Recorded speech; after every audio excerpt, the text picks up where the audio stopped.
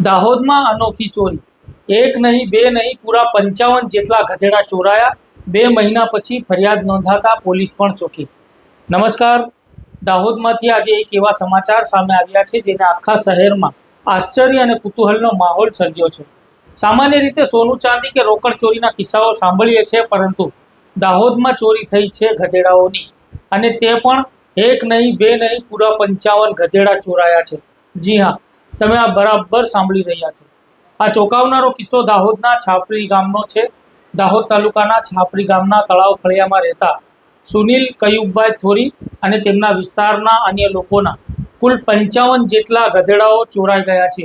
આ ઘટના ગત 9 ઓગસ્ટના રોજ બનવા પામી હતી, જ્યારે આ તમામ ગધેડાઓ ઝાલોદ રોડ વિસ્તારમાં આવેલા રેલવેના ખુલ્લા મેદાનમાં હતા.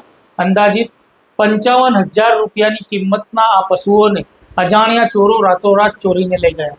હવે સવાલ એ ઊભો થાય છે કે આ ગધેડા ચોરો ગધેડાનું કરશે શું? તો એ માહિતી તમને પછીના સમાચારમાં આપીશ, પરંતુ રસપ્રદ બાબત તો એ છે કે આ ગધેડા ચોરાયાને 2 મહિનાથી વધુનો સમય વીતવા આવ્યો છે. ગતરોજ સુનિલભાઈ નામના ઈસમે દાહોદ બી ડિવિઝન પોલીસ મથકમાં ફરિયાદ નોંધાવી છે, જેમાં 55 જેટલા તેના ગધેડાઓની એક સાથે ચોરીનો આ અનોખો કિસ્સો દાહોદમાં હાલ ચર્ચાનું મુખ્ય કેન્દ્ર બન્યો છે. દાહોદ શહેરમાં લોકોમાં તહેની ચર્ચાઓ ચાલી રહી છે કે આખરે આ ગધેડાઓની આટલી મોટી સંખ્યામાં ચોરી શા માટે અને કોણે કરી હશે.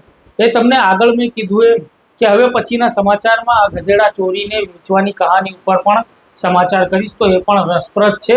જોકે ફરિયાદ નોંધાતા દાહોદ પોલીસ તરત કાર્યવાહી હાથ ધરી અને ગુનો નોંધીને તપાસના ચક્રો ગતિમાન કર્યા છે.